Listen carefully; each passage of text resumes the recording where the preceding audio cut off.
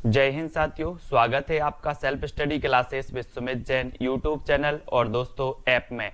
दोस्तों बहुत सारे स्टूडेंट को ऐप डाउनलोड नहीं करते बन रहा है या फिर कर भी लिया है तो कोर्स भी नहीं देख पा रहे हैं।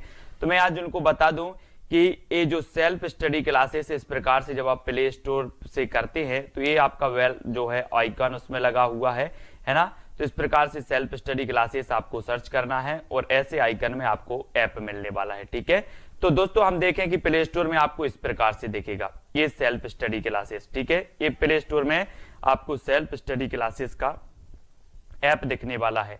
ठीक है, ये इमेज उसमें डली है, ये आइकन, ये लोगो उसमें डला है। ठीक है, अब दोस्तों इसको इंस्टॉल करना है, यहां से आप इंस्टॉल करेंगे।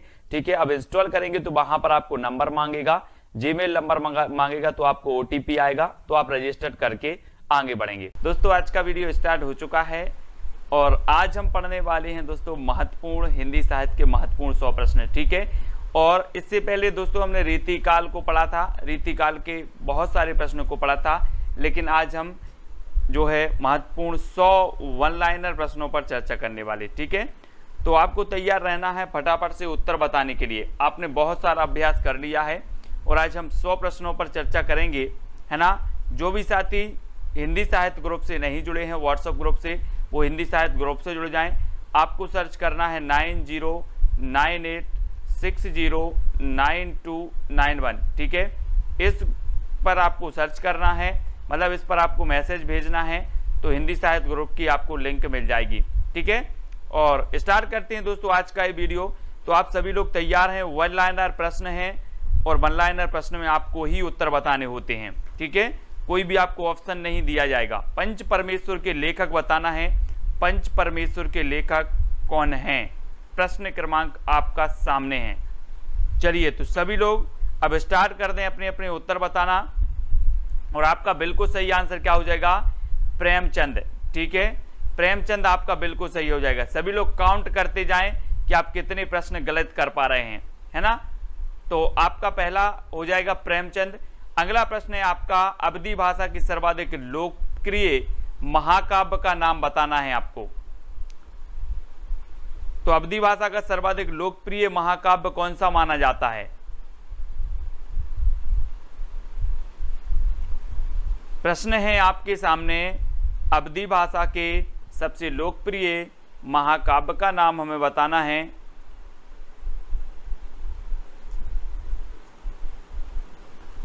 तब आपका बिल्कुल सही आंसर होगा रामचरितमानस। ठीक है, रामचरितमानस जो कि अवधी भाषा में लिखित है और ये तुलसीदास जी का ग्रंथ है। ठीक है, और आपको पता है कि जो रामचरितमानस है इसमें कितने कांड हैं, 7 कांड हैं। ठीक है, ये चीज भी याद रख लेना। दुनिया में सर्वाधिक टीकाएं लिखी गई तो रामचरितमानस की लिखी गई, ये चीज भी आपको याद रखनी है। ठीक है, दूसरा सबसे जो है रामचंद्र शुक्ल जी हैं अपने, उन्होंने सबसे बढ़िया और सबसे प्रमुख ग्रंथ माना है रामचरितमानस को। ठीक है, ये चीज भी याद रखनी है, ये क्वेश्चन पूछा गया था।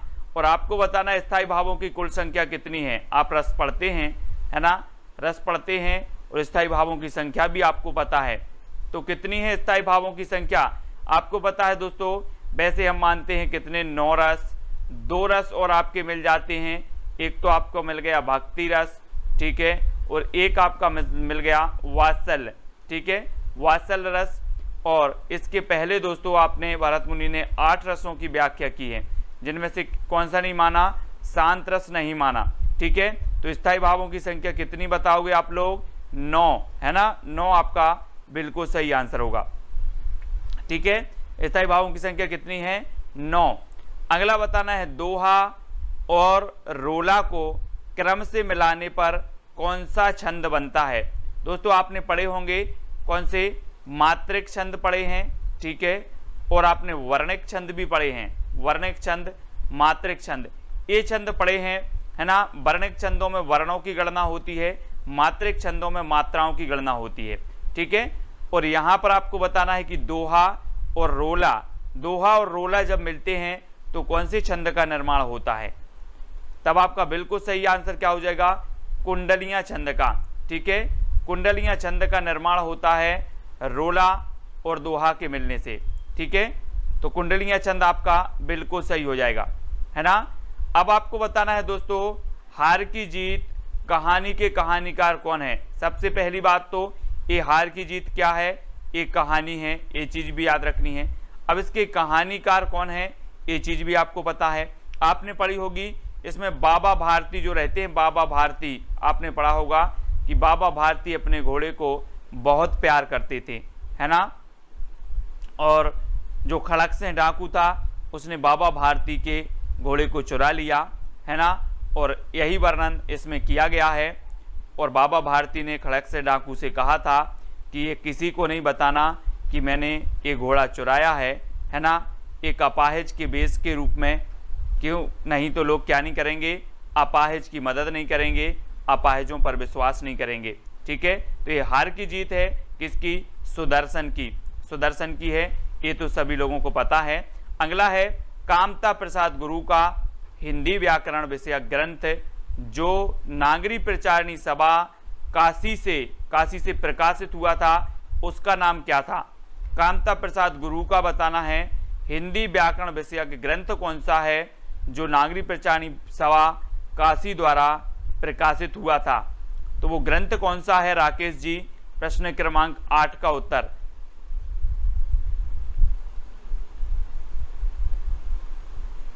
तो कामता प्रसाद गुरु व्याकरणाचार्य हैं, आपको पता है, और इन्होंने हिंदी व्याकरण इनका व्याकरण ग्रंथ था जो नागरी प्रचारणी सभा काशी द्वारा प्रसारित हुआ था, और ये किसका था, कामता प्रसाद गुरु का, ठीक है।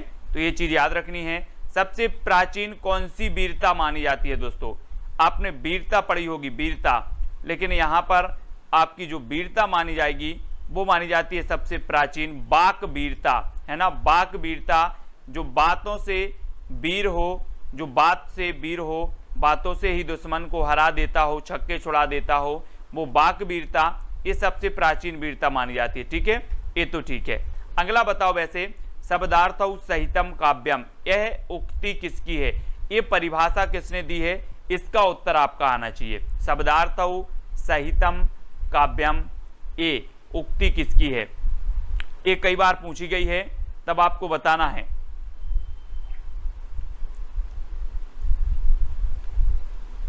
आंसर क्या हो जाएगा, और सुबह 8 बजे, रात्रि 8 बजे वाली हिंदी की क्लास आपकी हिंदी व्याकरण की यथावत चालू हो गई है, ठीक है। तो हिंदी व्याकरण की क्लास में सभी लोग 8 बजे आ सकते हैं, ठीक है। और शब्दार्थौ सहतौ काव्यम दोस्तों ये किसकी है, भामह की है, ठीक है। और मैंने आपको याद करवाया था कि जो अलंकार संप्रदाय के प्रवर्तक माने जाते हैं वो माने जाते हैं भामह, है ना। कौन माने जाते हैं, भामह माने जाते हैं। तो याद रख लेना, शब्दार्थौ सहितौ काव्यम, इसकी जो उक्ति है वो भामह की है ना, इसको याद रखेंगे। अशोक के फूल जो निबंध संग्रह है, सबसे पहली बात तो आपको याद रख लेना है कि ये निबंध संग्रह है और इसकी रचनाकार कौन है। अशोक के फूल के रचनाकार बताना है दोस्तों, मैंने आपको कई बार याद करवाया है। कैसे याद करवाया है कि जो फूल हैं किसी भी वृक्ष में हो, फूल, एक फूल नहीं फूलता वृक्ष, एक फूल नहीं फूलता वृक्ष, कितने फूल फूलते हैं, हजारों फूल फूलता है। तो अशोक के फूल भी कितने फूलेंगे, है ना, बता देंगे राकेश जी आपको, शिक्षण विधियों की पुस्तक, ठीक है। आपको बताना अशोक के फूल कितने फूलेंगे, हजारों। तो अशोक के फूल के रचनाकार कौन होंगे, हजारी प्रसाद द्विवेदी, है ना, हजारी प्रसाद द्विवेदी आपका बिल्कुल सही आंसर हो जाएगा। अगला बताना है लोग ही लागत कवित्त बनावत मोहि तो मोरी कवित्त बनावत, ये जो पंक्ति है वो किसकी है, लोग ही लागी कवित्त बनावत मोहि तो मेरे कवित्त बनावत, ये कई बार पूछी गई है उक्ति और आपको पता भी होनी चाहिए कि लोग ही लागी कवित्त बनावत मोहि तो मेरे कवित्त बनावत, ये उक्ति किसकी हो जाएगी।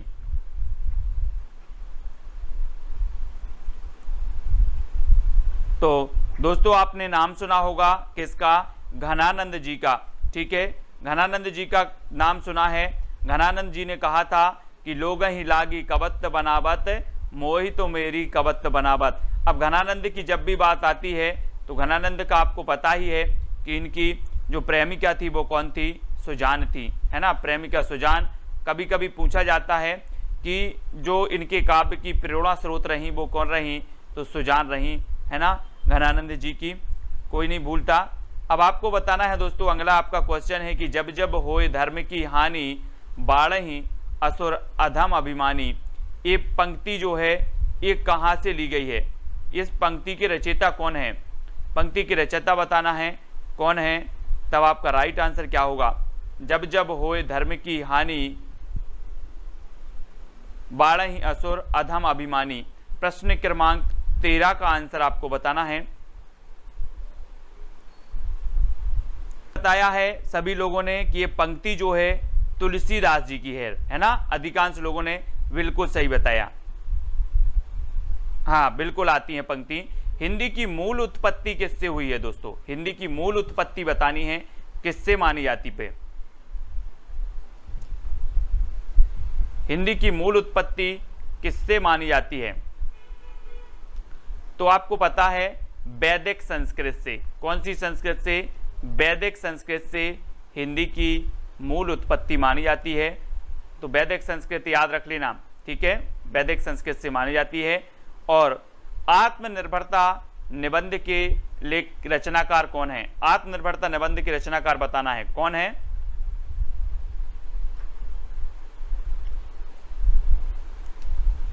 तो दोस्तों मैंने आपको कई बार याद करवाया है कि आत्मनिर्भरता जो निबंध है ये किसका है, तो ये है दोस्तों बालकृष्ण भट्ट साहब का, है ना। और आपको पता है कि बालों में हमारी क्या है, आत्मनिर्भरता है। किसकी आत्मनिर्भरता नहीं है, ये देखो बाल, है ना, बाल दिख रहे हैं सभी लोगों को, इन बालों में क्या है, आत्मनिर्भरता, आत्मनिर्भरता है ना। किसकी नहीं आत्मनिर्भरता, सभी लोगों की आत्मनिर्भरता है ना। बालों में कुछ लोगों के कम बचे हुए होंगे, है ना।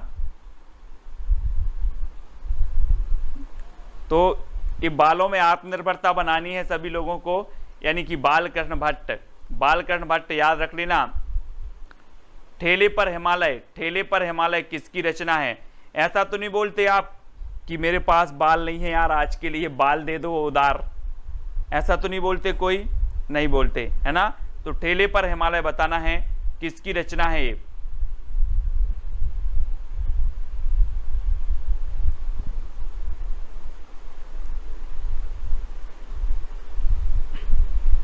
तब आपका बिल्कुल सही आंसर होगा दोस्तों ठेले पर हिमालय, धर्मवीर भारती, है ना। ठेले पर हिमालय धर्मवीर भारती जी हैं, है ना, धर्मवीर भारती जी इसकी रचनाकार। कई बार ये रचना पूछी गई है ठेले पर हिमालय, तो याद रख लेना, इसको भूलना भी नहीं है, ठीक है। धर्मवीर भारती। रानी केतकी की कहानी, लो अब रानी केतकी की कहानी कौन ने नहीं सुनी, सबने तो सुनी है, इंसान ने भी सुनी है, अल्लाह ने भी सुनी है ना।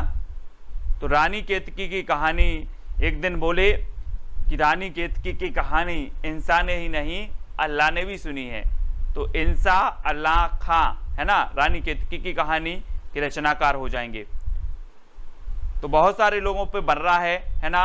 यह प्रेम को पंथ कराल महातरवार की धार पे धावनो है, ये पंक्ति किसकी है दोस्तों, बहुत ही बढ़िया पूछी जाती है कि यह प्रेम को पंथ कराल महातरवार की धार पे धावनो है, इसकी पंक्ति बताना है। जो भी बीच में क्वेश्चन पूछ रहे हैं वो कृपया वीडियो के लास्ट में क्वेश्चन पूछें, कोई भी प्रकार से जो भी आपकी प्रॉब्लम है वो सारे क्वेश्चन के आंसर दिए जाएंगे। बीच में अगर आप पूछते हैं तो अपनी जो क्या होती धारा प्रवाह होती है पढ़ाने की, उसमें डिस्टर्ब होता है, ठीक है। तो बीच में क्वेश्चन ना पूछें प्लीज। लास्ट में अपन वीडियो के लास्ट में सब प्रश्नों पर चर्चा करेंगे, जो भी आपकी समस्या होगी उस पर चर्चा करेंगे, ठीक है। ए प्रेम को पंथ कराल महातरवार की धार पे धावनो है, ये बताना है।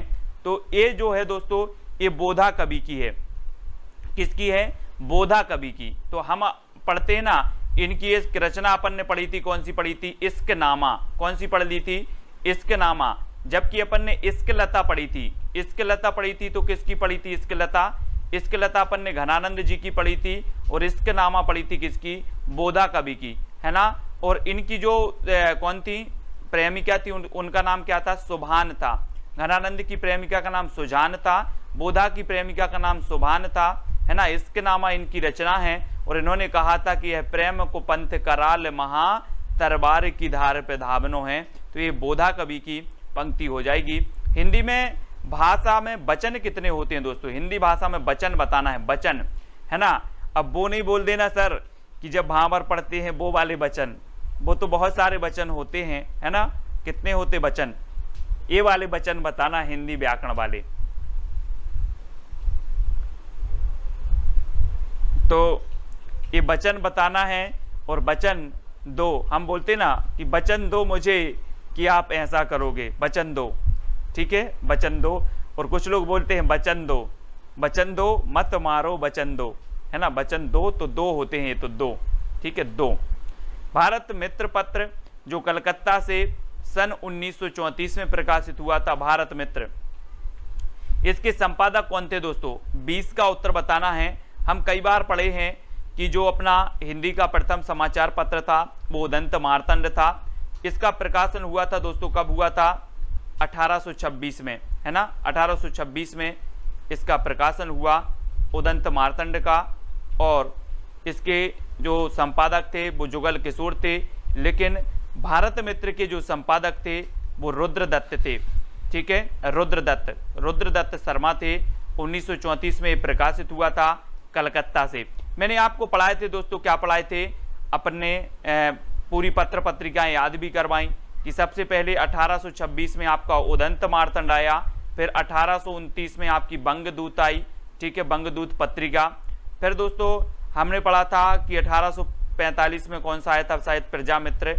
फिर 1854 में आपका समाचार सुधावर्षण आया था, ठीक है। ये पंक्तियां, ये समाचार पत्र जो होते हैं वो आपसे पूछे जाते हैं, है ना, तो इनको आपको याद रख लेना। और 1834 में भारत मित्र आया था, है ना। तो ये समाचार पत्र पत्रिकाओं वाला वीडियो तो मैंने आप तक प्रेषित किया है, वो जरूर आपको देखना है ना। ज्ञानपीठ पुरस्कार किस क्षेत्र में श्रेष्ठ कार्य के लिए दिया जाता है दोस्तों? ज्ञानपीठ पुरस्कार मैंने आपको कई बार बताया है कि जो ज्ञानपीठ पुरस्कार है ये दोस्तों केवल 4 रचनाओं के लिए मिला, हिंदी की केवल 4 रचनाओं के लिए, ठीक है। और ये आपको बताना है कि ये किस क्षेत्र में श्रेष्ठ कार्य के लिए दिया जाता है, ये तो आप उत्तर बताएंगे ही। और ज्ञानपीठ पुरस्कार सबसे पहले चिदम्बरा के लिए मिला, किसे? चिदम्बरा के लिए मिल गया सुमित्रानंदन पंत जी को, ठीक है। कब? 1968 में, है ना। फिर 1972 में मिला दोस्तों उर्वशी के लिए, फिर 1978 में मिल गया अज्ञे साहब के लिए, और 1982 में मिला किसे? महादेवी वर्मा जी के लिए, है ना। तो ये 4 ज्ञानपीठ पुरस्कार या 4 रचनाओं के लिए ज्ञानपीठ पुरस्कार मिलाएं, और ये साहित्य के क्षेत्र में दिया जाता है, ये सभी लोगों को पता है, ठीक है, साहित्य के क्षेत्र में। तो ज्ञानपीठ पुरस्कार की भी मैंने ट्रिक बताई है, वो भी आपकी आएगी। आकाशदीप कहानी के लेखक कौन है? सबसे पहली बात तो ये आकाशदीप क्या है? कहानी है, कहानी, है ना। तो अब आपको बताना है आकाशदीप। और ये जो आपको पता होगी दोस्तों कि जो छायावाद के प्रवर्तक माने जाते हैं, छायावाद के प्रवर्तक कौन माने जाते हैं? जयशंकर प्रसाद जी माने जाते हैं। और ईलाचंद्र जोशी ने जोश में आकर क्या कर दिया? इन्हें, जयशंकर प्रसाद को छायावाद का प्रवर्तक बता दिया, ठीक है। और दोस्तों ये छायावाद जयशंकर प्रसाद जी की कहानी है, ये याद रख लेना है, आकाशदीप, ठीक है। आकाशदीप जयशंकर जी की है, प्रतिध्वनि भी है इनकी, है ना। ग्राम भी एक रचना है इनकी, कामायनी इनका महाकाव्य है। तो ये सारी की सारी ये आ गया कामायनी, है ना। हमने इसको याद कर लिया कि हम कामना करने जाते हैं, किसके दर जाते हैं अपन? शंकर जी के यहाँ कामना करने जाते हैं कि Shankar ji net exam qualify करवा देना, है ना, 4 नरियल चढ़ाएंगे, बहुत सारे लोग बोलते हैं। तो शंकर जी के यहाँ कहा जाना है, कामना करने जाना है। तो ये कामायनी महाकाव्य है, और इसमें कितने सर्ग हैं दोस्तों? 15, है ना। ये चीज भी सभी को पता है, चिंता, ईड़ा, आनंद, ये सभी सर्ग हैं कामायनी के, ठीक है। तो कामायनी जयशंकर प्रसाद जी का महाकाव्य है, 15 सर्ग हैं, बिल्कुल। उमा देवी जी 1935 इसका रचना काल है, ठीक है, वेरी गुड। यानी कि सभी लोगों को अच्छे से पता है। और तोड़ती पत्थर बताना है दोस्तों, ये तोड़ती पत्थर आपकी यथार्थवादी रचना मानी जाती है। कैसी मानी जाती है? अगर आपसे कभी पूछा जाए कि निम्न में से कौन सी यथार्थवादी रचना है तोड़ती पत्थर, तो आपको बता देना है कि ये तोड़ती पत्थर जो है ये यथार्थवादी रचना है। और इसको पता होगा ये किसकी रचना है। तो ये रचना है दोस्तों किसकी, जयशंकर प्रसाद जी की। ओपी चिंपा जी बहुत दिनों में आए हैं, है ना, ओपी चिंपा जी व्यस्त हैं अभी, और तोड़ती पत्थर बताना है तो ये रचना हो जाती है दोस्तों निराला जी की, है ना। निराला जी को क्रांतिकारी कवि, ओज कवि, है ना, इनकी प्रथम छंद मुक्त रचना जूही की कली माना जाता है। ठीक है, ये चीज भी आपको याद रखनी है, जूही की कली। और अगला क्वेश्चन आपको बताना है निराला को कैसा कवि माना जाता है। लो, निराला को कैसा कवि माना जाता है, तब आपका राइट आंसर क्या होगा। बहुत सारी चीजें ऐसी होंगी जो आपको पता होंगी। हाँ, तोड़ती पत्थर इलाहाबाद की सड़कों पर, निराला जी। चिंपा जी कैसे हो, क्रांतिकारी बताना है। निराला जी को माना जाता है क्रांतिकारी कवि। ठीक है, क्रांतिकारी कवि निराला जी के बारे में पढ़ना जरा।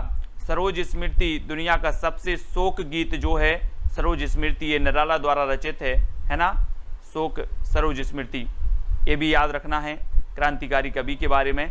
भक्ति काल की रामश्रयी शाखा के जो है कवि कौन माने जाते हैं, प्रमुख कवि बताना है।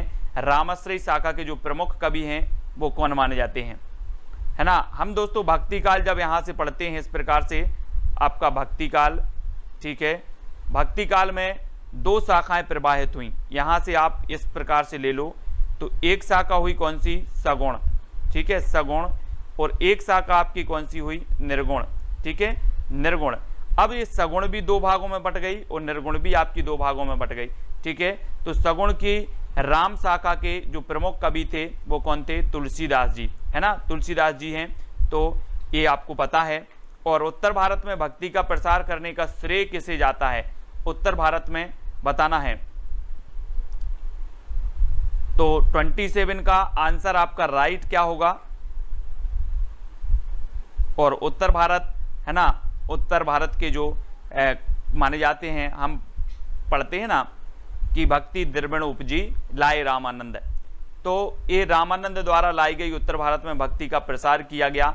और रामानंद जी के जो शिष्य थे वो कितने थे दोस्तों, मैंने आपको बताया था कि हिंदी साहित्य में 12 का आंकड़ा चलता है, 12 का, यानी कि रामानंद के शिष्य कितने थे, 12। ठीक है, साकेत जो महाकाव्य है महर्षि गुप्त जी का, इसमें भी कितने हैं, 12 सर्ग हैं। आलवार भक्तों की संख्या भी कितनी है, 12 है।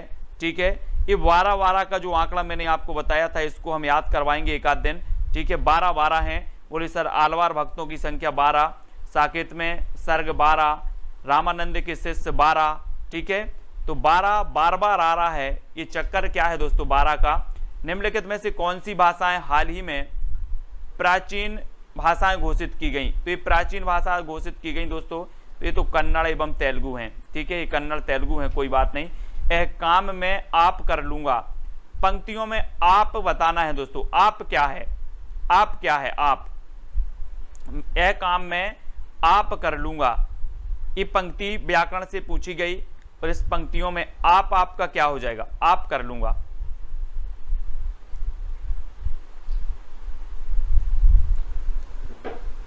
तो आप कर लूंगा मतलब ये क्या हो जाएगा, निजवाचक सर्वनाम हो जाएगा। ठीक है, निजवाचक, है ना, आप लोग निजवाचक सर्वनाम पढ़ते हैं, है ना, तो ये निजवाचक सर्वनाम ही हो जाएगा। 6 प्रकार के आपने सर्वनाम पढ़े होंगे, है ना, और उनके भी भेद पढ़े होंगे, और ये सर्वनाम भी निजवाचक सर्वनाम आपका हो जाएगा। हिंदी साहित्य का 9वां रस कौन सा है दोस्तों, आपने पढ़े 8 रस। 8 रस कौन से पढ़े, भरत मुनि ने माने 8 रस। ठीक है, यहां से प्रक्रिया शुरू हुई। अब इस प्रक्रिया को अपन फिर से आगे बढ़ाएं, तो जो 9वां रस आपका माना जाएगा वो कौन सा माना जाएगा, 9वां रस। तो 9वां रस आपका जो माना जाता है दोस्तों वो माना जाता है शांत रस। ठीक है, शांति से, बोले रसों का शांति से क्या करो, रसास्वादन करो, शांति से करो, शांत रस। ठीक है, तो 9वां रस आपका हो जाएगा शांत रस। ठीक है, याद रख लेना, शांति, शांत। कबीर किस काव्यधारा के कवि थे दोस्तों, बिल्कुल सरल क्वेश्चन आप लोगों से पूछे जा रहे हैं आज, है ना, क्योंकि थोड़ा सा आप लोगों का भी मन लग जाए, कठिन कठिन बता देते हो सर रोज, आज कुछ सरल हो जाए, है ना। कबीर किस काव्यधारा के कवि थे, कबीर, है ना, कबीरदास जी के बारे में आपने कई बार पढ़ा होगा कि इनके गुरु का नाम था रामानंद। ठीक है, रामानंद थे इनके गुरु। लेकिन रामानंद जो थे ये सगुण थे। कैसे थे? ये सगुण थे। और जो कबीर थे वो कैसे थे? निर्गुण थे। कबीर कैसे थे? निर्गुण थे। ठीक है, ये निर्गुण ब्रह्मा को मानते थे और इस सगुण को मानते थे जिनकी साकार प्रतिमा होती है। ठीक है, तो ये चीज आपको याद रखनी है। डॉक्टर कृष्ण शंकर शुक्ल ने आचार्य केशव दास पर एक पुस्तक, है ना, बहुत बढ़िया पंक्ति यहाँ पर लिख रहे हैं अपने ओपी जी, है ना, और केशव की काव्य कला, केशव की काव्य कला इन्होंने लिखी है, केशव की काव्य कला। और दोस्तों ओपी जी ने बहुत बढ़िया नोट्स बना लिए हैं, अपने ट्रिकी नोट्स बनाए हैं ओपी जी ने। उनकी एक आध दिन अपन क्या करते हैं, उनका रजिस्टर लेके आएंगे। क्या लेके आएंगे? रजिस्टर, उनके नोट्स उठा करके लेकर आएंगे और अपन लोग सब पढ़ेंगे। किसके? ओपी जी के। ठीक है, उन्होंने बहुत बढ़िया तरीके से ट्रिक भी बनाई हैं। व्याकरण की दृष्टि से प्रेम शब्द क्या है? प्रेम, व्याकरण की दृष्टि से बताना है कि जो प्रेम शब्द है वो क्या है ना। तो आपने संज्ञा पढ़ी है दोस्तों, संज्ञा पढ़ी है सभी लोगों ने। संज्ञा कितने प्रकार की होती है? संज्ञा होती है 5 प्रकार की। ठीक है, आप पढ़ लेते हो, जातिवाचक, है ना, व्यक्तिवाचक, भाववाचक, इस प्रकार से आपकी 5 प्रकार की संज्ञा होती हैं। और यहाँ पर जो प्रेम है दोस्तों, प्रेम का एक क्या होता है? भाव होता है ना, जो सभी के पास होता है। सभी लोगों को क्या करना है? अपने प्रेम रूपी भाव को शेयर करते रहना है, अपने पास नहीं रखना है। ठीक है, तो ये चीज याद रखेंगे। चौपाई के चारों चरणों में कितनी मात्राएं होती हैं? चौपाई के चारों चरणों में, चौपाई पढ़ते हैं अपन, चौपाई, अब देखना चौपाई या चारपाई, चारपाई होती ना अपन, जैसे खटिया बोलते, खटिया बोले चारपाई लेके आओ, चारपाई बिछा दी, उसमें 4 पाया होते हैं। अब 4 पाया को स्क्वायर कर दो, मतलब वो हो जाती हैं 16, है ना। तो 4 को स्क्वायर किया तो हो जाएगा कितना? 16। तो ये चौपाई को स्क्वायर कर दिया, मतलब अपनी जो मात्राएं होंगी चारों चरणों में वो कितनी होंगी? 16। ठीक है, 4 का वर्ग निकाल लो, 16 हो जाएंगी चौपाई। हिंदी का पहला दैनिक समाचार पत्र कौन सा था दोस्तों? मैंने अभी आपको समाचार पत्र बताए थे कि हिंदी का जो साप्ताहिक समाचार पत्र था, हिंदी का प्रथम साप्ताहिक कौन सा था? उदंत मार्तंड। ठीक है, हिंदी का दैनिक कौन सा था? दैनिक भी आपको याद रखना है। दैनिक आपका था दोस्तों समाचार सुधावर्षण। ठीक है, कौन सा था? समाचार सुधावर्षण। ये दैनिक था 1954 में। ठीक है, और ये 1826 में आपका हिंदी का प्रथम साप्ताहिक समाचार पत्र या हिंदी का प्रथम समाचार पत्र था, है ना, उदंत मार्तंड। और यहाँ पर दैनिक पूछा गया है तो आपका कौन सा था? समाचार सुधावर्षण, है ना। दारसू जी, उदंत मार्तंड ये हिंदी का पहला दैनिक समाचार पत्र नहीं था। जो भी कंफ्यूजन है, बहुत सारे लोग, उनका कंफ्यूजन दूर होना चाहिए। अब देखो यहाँ से क्वेश्चन कैसे पूछे जाते हैं, हिंदी का प्रथम समाचार पत्र कौन था आपसे पूछा जाएगा, तो आप क्या लगाओगे? यहाँ दैनिक समाचार पत्र लिखा है और यहाँ उदंत मार्तंड, ये गलत है। ठीक है, यहाँ दैनिक समाचार पत्र की अगर बात करें तो वो समाचार सुधावर्षण था। ठीक है, याद रख लेना। और अगर आपसे पूछा जाए कि हिंदी का प्रथम समाचार पत्र कौन सा था, तब आपको लगाना है उदंत मार्तंड।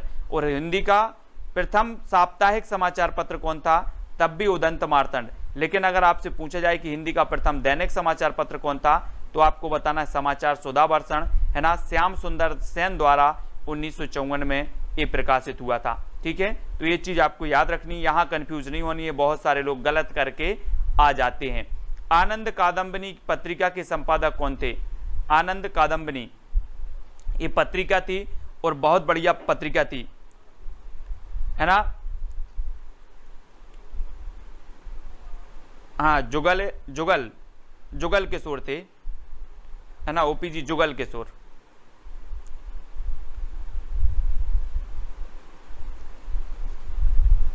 तो चौधरी बद्री नारायण प्रेमघन, मैंने आपको याद भी करवाया था। कैसे याद करवाया था कि दोस्तों अगर प्रेम के घन छा जाएं, प्रेम के घन छा जाएं तो क्या आ जाता है? आनंद आ जाता है। और किस किस को नहीं आता आनंद? जब प्रेम के घन छा जाते हैं तो आनंद आ जाता है। तो आनंद कादम्बिनी के रचयिता कौन होंगे? प्रेमघन होंगे कि शत्रुघ्न होंगे? प्रेमघन होंगे ना, प्रेमघन यानी कि बद्री नारायण चौधरी प्रेमघन, है ना, इनको याद रखेंगे। और ये भारतेंदु मंडल के कवि थे बद्री नारायण चौधरी प्रेमघन। ठीक है, और इनकी रचना है आनंद कादम्बिनी। धातु सेन प्रसाद के किस नाटक का पात्र है? बहुत बढ़िया है, पात्र भी यहां से पूछ लिया गया है दोस्तों आपका। धातु सेन प्रसाद के किस नाटक का पात्र है? बहुत सारे नाटक इन्होंने लिखे हैं। इनका ऐतिहासिक नाटक माना जाता है दोस्तों राजश्री। कौन सा माना जाता है? राजश्री इनका ऐतिहासिक नाटक है। और दोस्तों सज्जन इनका प्रथम नाटक माना जाता है, ठीक है, सज्जन।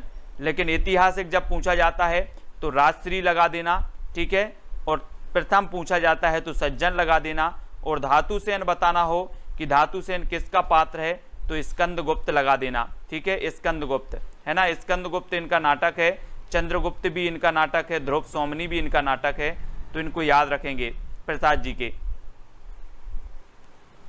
ठीक है, इनको याद रखेंगे। निम्नलिखित शब्दों में से किसमें व्यंजन संधि है? अब व्यंजन संधि बताना है दोस्तों। अब निम्नलिखित, यहाँ पर कोई निम्नलिखित है ही नहीं और यहाँ पर दे दिया निम्नलिखित, है ना। आप बोलोगे सर क्या मजाक चल रही है, निम्नलिखित है ही नहीं, तो सत्कार बोल देते, सत्कार, है ना। सत्कार में क्या है करेंगे हम? व्यंजन लेकर आएंगे। सत्कार कैसे करोगे? सूखा सूखा सत्कार करोगे क्या, है ना। बहुत सारे व्यंजन ला के आना है और सत्कार करना है, तो सत्कार में व्यंजन संधि लगा देना। ट्रिक निकल आती है अपनी हिंदी साहित्य वाली ट्रिक, संधि में भी लगा दिया। अब संधि का वीडियो किस किसने नहीं देखा? संधि मैंने दोस्तों आपको स्वर संधि, व्यंजन संधि और विसर्ग संधि तीनों की बहुत बढ़िया ट्रिक निकाली है। एक नंबर संधि का वीडियो सभी को देखना है और ट्रिक पढ़ना है। फिर बताना है रसिक प्रिया के रचनाकार कौन है, रसिक प्रिया। और 40 का आंसर, है ना, रसिक प्रिया, कवि प्रिया, ये जो रचनाएं मानी जाती हैं किसकी मानी जाती हैं? हाँ, केशवदास, केशवदास की मानी जाती हैं। रसिक प्रिया, है ना, कवि प्रिया, रामचंद्रिका, विज्ञान गीता, इस सारी की सारी रचनाएं हैं केशवदास जी की। कठिन काव्य का प्रेत नहीं कहा जाता है ना, तो इस प्रकार से केशवदास। अर्धस्वर कौन सा है दोस्तों? अर्धस्वर, अर्धस्वर माना जाता है। अर्धस्वर कौन सा माना जाता है? या और वा, ठीक है, ये अर्धस्वर माने जाते हैं, ठीक है, या और वा।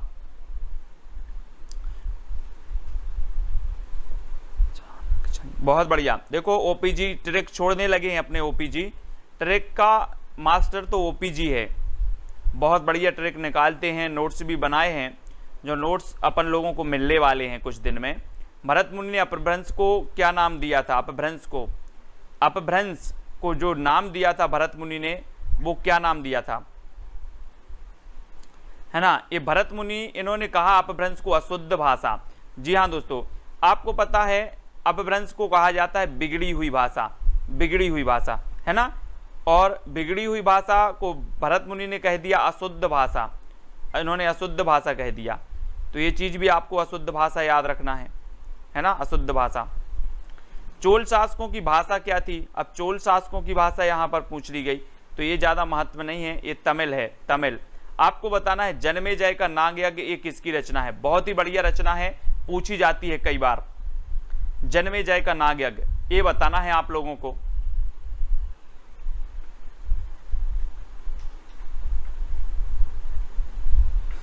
तो ये भी किसकी रचना हो जाएगी दोस्तों? जन्मेजय का नागयज्ञ। अब यहां पर बोले सर नांग आया है, तो हमने हिंदी साहित्य वाली ट्रिक लगा दी कि नांग तो शंकर जी के गले में पड़ा है। किसके गले में पड़ा है? शंकर जी के गले में पड़ा है। तो ये रचना किसकी हो जाएगी? नांग यज्ञ, जयशंकर प्रसाद जी की होगी, ठीक है, जयशंकर प्रसाद जी की। नांग पड़ा है दोस्तों शंकर जी के गले में, और ये नांग यज्ञ भी किसकी होगी? शंकर जी की होगी, ठीक है, शंकर, जयशंकर प्रसाद जी की।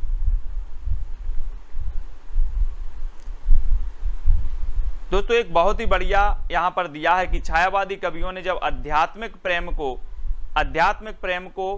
अपनी कविताओं में व्यक्त किया, आध्यात्मिक प्रेम को जब अपनी कविताओं में व्यक्त किया छायावादी कविताओं साहित्यकारों ने, तो ये कविताओं को किस वाद के अंतर्गत रखा गया? तो वो वाद था दोस्तों रहस्यवाद। कौन सा वाद था? रहस्यवाद था, है ना। ये चीज याद रखनी है कि जो छायावादी कवि थे, इन्होंने आध्यात्मिक प्रेम को अपनी कविताओं में प्रदर्शित किया, तो इन कविताओं को रहस्यवाद के अंतर्गत रखा गया, रहस्यवाद, ठीक है। तो रहस्यवाद आपका बिल्कुल सही होगा। काव्य क्षेत्र में प्रबंध शिरोमणि की उपाधि किसे दी गई? बहुत ही बढ़िया प्रश्न है। प्रबंध शिरोमणि बताना है, प्रबंध शिरोमणि की उपाधि किसे दी गई? 46 का आंसर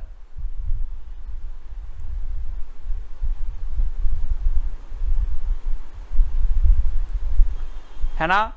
और प्रबंध शिरोमणि जो दी गई वो दी गई दोस्तों मैथिली शरण गुप्त को। मैथिली शरण गुप्त को प्रबंध शिरोमणि, है ना। मैथिली शरण गुप्त का उपनाम दद्दा भी है, दद्दा, इन्हें दद्दा कहते थे दोस्तों, दद्दा, है ना। मधुप कहा जाता था इन्हें, मधुप उपनाम से भी ये लिखते थे, है ना। और ये क्या करते थे दोस्तों, इन्हें राष्ट्र कवि भी कहा गया मैथिली शरण गुप्त को। भारत भारती इनकी प्रसिद्ध रचना है मैथिली शरण गुप्त की, ये चीज भी आपको पती है। और प्रबंध शिरोमणि भी इन्हें कहा जाता है, राष्ट्र कवि, प्रबंध शिरोमणि, मैथिली शरण गुप्त, है ना। ठीक है, गुप्त जी को। तोड़ती पत्थर कवि, तोड़ती पत्थर ये तो पढ़ तो लिया है, तोड़ती पत्थर यथार्थवादी है, सूर्यकांत त्रिपाठी निराला जी की है, सूर्यकांत त्रिपाठी निराला की है। कौन सी बोली पश्चिमी हिंदी की नहीं है दोस्तों? तो पश्चिमी हिंदी की, देखो पश्चिमी हिंदी की जब हम बात करते हैं तो हम कौन कौन सी बोलियां पढ़ते हैं? एक तो पढ़ते हैं अपन कन्नौजी, कौन सी पढ़ लेते हैं? कन्नौजी। और एक पढ़ते हैं बुंदेली, कानों के खड़ी बुंदेली ब्रज भानहरी के पास, है ना। तो एक आप पढ़ते हो हरियाणवी, ठीक है, हरियाणवी भी आप पढ़ते हो और खड़ी बोली भी आप पढ़ते हो। तो कन्नौजी, बुंदेली, ब्रज, हरियाणवी, खड़ी बोली, और कौन सी रह गई? कानों की खड़ी बुंदेली ब्रज भानहरी के पास। यही है क्या पूरी, कि कोई रह गई? तो ये सारी की सारी बोली हैं जो हिंदी की, पश्चिमी हिंदी की मानी जाती हैं, ठीक है। हरियाणवी भी हो गई आपकी, कन्नौजी भी हो गई, बुंदेली हो गई, ब्रज हो गई, खड़ी हो गई, ठीक है। तो ये चीज आपको पता है कि जो खड़ी बोली है इसे कौरवी भी कहा जाता है, और हरियाणवी को बांगरू कहा जाता है, बांगरू, ठीक है, बांगरू कहा जाता है ना। Very good. तो खड़ी को कौरवी और हरियाणवी को बांगरू। और बघेली, और बघेली दोस्तों आपने पढ़ा होगा, कौन सी? अब छत्तीसगढ़ी।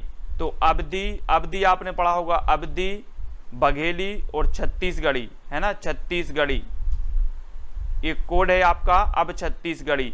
आ से अवधी, बा से बघेली और छत्तीसगढ़ी से छत्तीसगढ़ी, तो अब छत्तीसगढ़ी, ठीक है। ऐसा तो आज के वीडियो को इतना ही अपन खत्म करते हैं आज, है ना।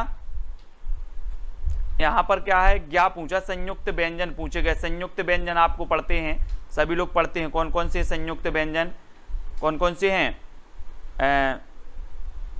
छा, त्रा, ज्ञा और इस प्रकार से सिरा, ये संयुक्त व्यंजन होते हैं, है ना। छत्रज्ञ श्रय, छत्रज्ञ श्रय, ये संयुक्त व्यंजन माने जाते हैं। जायसी ग्रंथावली के संपादक बताना है तो हैं दोस्तों कौन? रामचंद्र शुक्ल। ये जायसी ग्रंथावली के संपादक माने जाते हैं शुक्ल जी।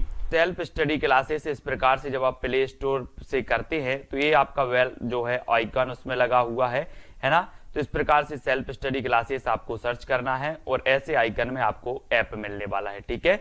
तो दोस्तों हम देखें कि प्ले स्टोर में आपको इस प्रकार से दिखेगा ये सेल्फ स्टडी क्लासेस, ठीक है। ये प्ले स्टोर में आपको सेल्फ स्टडी क्लासेस का ऐप दिखने वाला है, ठीक है। ये इमेज उसमें डली है, ये आइकन, ये लोगो उसमें डला है, ठीक है। अब दोस्तों इसको इंस्टॉल करना है, यहां से आप इंस्टॉल करेंगे, ठीक है। अब इंस्टॉल करेंगे तो वहां पर आपको नंबर मांगेगा, जीमेल नंबर मांगेगा, तो आपको ओटीपी आएगा, तो आप रजिस्टर करके आगे बढ़ेंगे।